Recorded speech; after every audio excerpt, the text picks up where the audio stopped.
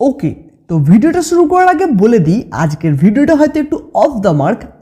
চিরাচরি trailer বা মুভির review breakdown নয়, বরং আপকামিং এই কালকি মুভির প্লট রিলেটেড ডিটেলস, ক্যারেক্টারদের প্রেক্ষাপট, মানে ওয়ান সর্ট অফ প্রিলুড টাইপের বলতে পারো, যেটা মুভিটার বেটার আন্ডারস্ট্যান্ডিং এর ক্ষেত্রে অনেকটাই হেল্প করবে। সাথে সাথে রিসেন্টলি লঞ্চ করা কালকি মুভির ট্রেলার দেখার পর ঠিক যে প্রশ্নগুলো উঠে আসছে, কনফিউশনের উদয় ঘটাচ্ছে, কে এই কালকি, কি তার অরিজিন, অশ্বত্থামার সাথে তার সম্পর্কটা কি, প্রভাসের ভৈরবা ক্যারেক্টারটাই বা আসলে কে, অ্যান্ড মোস্ট ইম্পর্টেন্টলি মুভির এক্সপেক্টেড মেন ভিলেন কালি অ্যাকচুয়ালি কে, কি তার সিক্রেট মিশন। ওয়েল, তাহলে এই সব কিছু সম্পর্কে ডিটেলস জেনে নেওয়া যাক আজকের ভিডিওতে।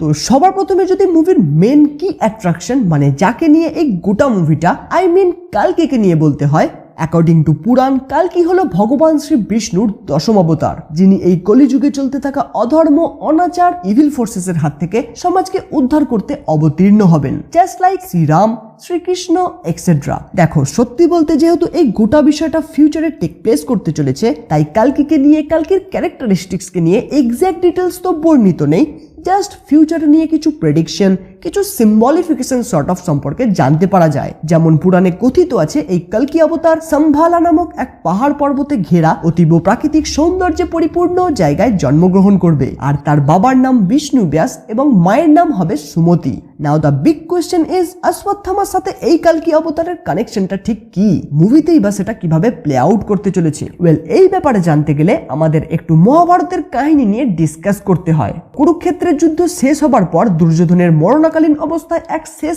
ইচ্ছে পূরণ করার জন্য রাতের অন্ধকারে অশ্বত্থামা পাণ্ডবদের শিবিরে গিয়ে পঞ্চ পাণ্ডবকে খুন করতে উদ্যত হয়। বাট অন্ধকারের জন্য দেখতে না পেয়ে পাণ্ডব মনে করে তাদের সন্তানদেরকে সে খুবই নৃশংসভাবে খুন করে ফেলে। এমনকি এই ভুল বুঝাবুঝির কথা জানতে পেরেও এতটুকু গিল্টি ফিল হয় না তার। উল্টে উত্তরার গর্ভে থাকা অভিমন্যু আর উত্তরার সন্তান, যে নাকি নতুন যুগের বাহক হতে চলেছিল, তাকে উদ্দেশ্য করে ব্রহ্মাস্ত্র ছুড়ে দেয়। অশ্বত্থামার এই হেন দৃষ্টতা দেখে কৃষ্ণ তার মাথায় থাকা মণিটা সুদর্শন চক্র দিয়ে আলাদা করে দেয় এবং অভিশাপ দেয়, সময়ের শেষ পর্যন্ত, মানে কলিযুগের শেষ পর্যন্ত এই পৃথিবীর বুকে তাকে বেঁচে থাকতে হবে। পোকামাকড়, কীট পতঙ্গ কুড়ে কুড়ে তাকে খাবে, তার সমস্ত ক্ষতস্থান থেকে রক্ত ঝরবে, কিন্তু তবুও তার মৃত্যু হবে না। সে মৃত্যুর প্রার্থনা করবে প্রতিদিন, কিন্তু মৃত্যু তাকে স্বীকার করবে না। এই ভয়ানক অভিশাপ শুনে অনুতপ্ত ফিল করে অশ্বত্থামা কৃষ্ণের কাছে প্রার্থনা করে এবং শেষে কৃষ্ণ তাকে এটা বলে যে যখন আবার কৃষ্ণ দশম অবতার হয়ে পৃথিবীতে ফিরে আসবেন কলিযুগের সমাপ্তি ঘটাতে, তখন তাকে তার মণি ফিরিয়ে দেবেন এবং সেই দশম অবতারের সাথে মিলে কলিযুগে কালীপুরুষের সাথে গুড ভার্সেস ইভিলের যুদ্ধে সে সামিল হবে। এন্ড ট্রেলারটা খুব ভালো করে দেখলে এটা ক্লিয়ারলি বোঝা যাচ্ছে যে অশ্বত্থামার কাছে কিন্তু প্রথমে মণিটা থাকবে না। মুভিটা প্রোগ্রেস করার সাথে সাথে সামহাও হয়তো সে মণিটা আবার খুঁজে পাবে কালকির জন্মগ্রহণের ঠিক আগের মুহূর্ত করে, বিকজ তাকে ইভিল ফোর্সেসের হাত থেকে কালকিকে প্রোটেক্ট করতে হবে। এই প্রসঙ্গে director Nag Ashwin has done a fantastic job. Source মেটেরিয়ালের সাথে এতটা অনেস্ট থেকে নিজের গ্র্যান্ড ভিশনকে পোর্ট্রে করার যে কাজটা তিনি কিন্তু খুব ভালোভাবেই করতে সক্ষম হয়েছে বলে মনে হচ্ছে। ওয়েল, মুভিং অন, কালকি রিলেটেড আরো এক ইন্টারেস্টিং ডিটেল যেটা বলতে হয়, কালীপুরুষের সাথে যুদ্ধে ডাইরেক্টলি বা ইনডাইরেক্টলি টোটাল 7 জন চিরঞ্জীবী সাহায্য করবে কালকিকে, যার মধ্যে অশ্বত্থামাকে বাদ দিয়ে বাকি 6 জন হলো পরশুরাম, হনুমান, বিভীষণ, বেদব্যাস, বালি, কৃপাচার্য। এন্ড ইন্টারেস্টিংলি প্রত্যেকের কিন্তু একটা করে গুরুত্বপূর্ণ রোল আছে। যেমন পরশুরাম সরাসরি কালীপুরুষের সাথে যুদ্ধে অবতীর্ণ না হলেও, অংশগ্রহণ না করলেও কালকিকে যুদ্ধকলা, অস্ত্রবিদ্যা এই সমস্ত কিছু ট্রেনিং কিন্তু সেই দেবে। তাই এক কথায় কালকির গুরুর ভূমিকা পালন করতে চলেছে পরশুরাম। নেক্সট, হনুমানজি খুব সম্ভবত শ্রী রামের মতোই কালকিরও কিন্তু ডান হাত হিসেবে যুদ্ধে অবতীর্ণ হবেন। নেক্সট, কৃপাচার্য মোস্ট প্রবাবলি কালকির প্রথম শিক্ষাগুরু হতে চলেছে, মানে পরশুরামের আগে কালকিকে তার আর্লি এডুকেশন প্রোভাইড করবে কৃপাচার্য। নেক্সট, মহাবালী, যে জন্মসূত্রে একজন অসুর, বাট তা সত্ত্বেও কিছু সিক্রেট নলেজ সম্পর্কে কালকিকে ইনফরমেশন প্রোভাইড করবেন। নেক্সট, অশ্বত্থামা হনুমানজির মতনই ডাইরেক্টলি কিন্তু যুদ্ধে ইম্পর্টেন্ট রোল প্লে করতে চলেছে। নাও বিভীষণ এবং বেদব্যাস ঠিক কালকিকে কিভাবে হেল্প করবে সেটা পুরোপুরি ক্লিয়ার নয়।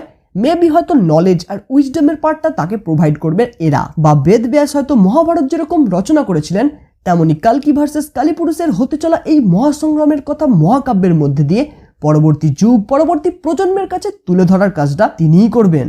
নাও এই গোটা মুভি, গোটা স্টোরির যে মেন ভিলেন, যাকে নিয়ে এত কিছু, যার জন্য এত কিছু, সেই কালী বা কালীপুরুষ সম্পর্কে বলতে গেলে ব্যাপারটা কিন্তু বেশ ইন্টারেস্টিং। কারণ এটা মনে করা হয় যে কালী কিন্তু একটা মানুষ বা মর্টাল বিইং না, একটা স্পিরিট, একটা চেতনা, একটা কনসিয়াসনেস। পুরাণে একটা দারুণ সিম্বলিফিকেশন দেওয়া আছে তার জন্ম রিলেটেড। এটা শোনা যায় নাকি ব্রহ্মার বুক থেকে যেমন ধর্মের জন্ম হয়েছিল, তেমনই পিঠ থেকে জন্ম হয় অধর্মের। এখন এই অধর্মের সাথে মিথ্যার মিলনে জন্ম হয় দম্ভ এবং মায়ার, যাদের মিলনে জন্ম হয় লোভ আর নিকৃতি। এদের মিলনে আবার জন্ম হয় ক্রোধ আর হিংসা, অ্যান্ড ফাইনালি তাদের মিলনে জন্ম হয় যার, সেই হলো কালীপুরুষ।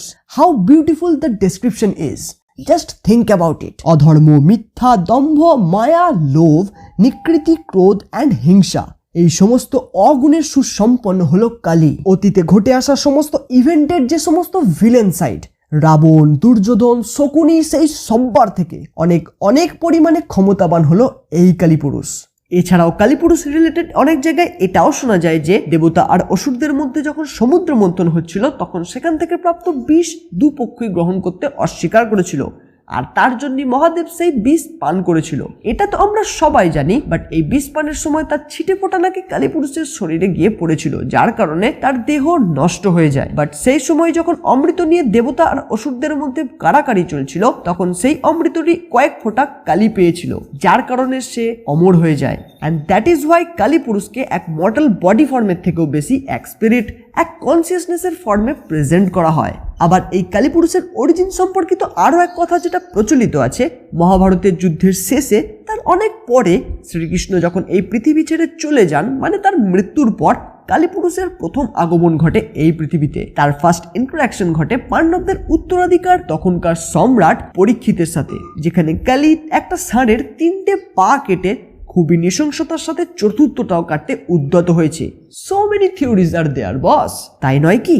এমনকি অনেকে এটাও তুলে ধরে যে মহাভারতের দুর্যোধন নাকি কালীপুরুষেরই একটা অংশ ছিল, তার কনসিয়াসনেসের একটা ছোট্ট নিদর্শন ছিল। ওয়েল, আই হোপ কি আজকের ভিডিওতে আলোচিত এইসব তথ্য, সমস্ত ডিটেলস তোমাদের ভালো লেগেছে। তাই ভিডিওটা শেষ হবার আগে একটা লাইক কিন্তু করে দিও। হয়তো এখনো কিছু কনফিউশন, কিছু ডিটেলস তোমাদের সঙ্গে শেয়ার করা বাকি রয়ে গেল, সেইগুলো নিয়ে না হয় নেক্সট কোনো ভিডিওতে আমরা আলোচনা করে নেব। তাই সুপসাগর ইউটিউব চ্যানেলকে এখনো পর্যন্ত সাবস্ক্রাইব করে না থাকলে জলদি করে নাও, এমনই ইন্টারেস্টিং কন্টেন্ট, নিত্য নতুন কন্টেন্ট বাংলায় দেখার জন্য। বাকি মেকার্সদের তরফ থেকে রিসেন্টলি রিলিজ করা এই কালকি মুভি ট্রেলার সম্পর্কিত রিভিউ ভিডিও চ্যানেলে অলরেডি আপলোড করা আছে। যারা এখনো পর্যন্ত সেই ভিডিওটা দেখে উঠতে পারোনি, লিঙ্ক ডেসক্রিপশনে দেওয়া রইল, দেখে নিতে পারো। দেখা হচ্ছে খুব শীঘ্রই পরবর্তী কোনো আরো ইন্টারেস্টিং ভিডিওতে। Till then, bye by.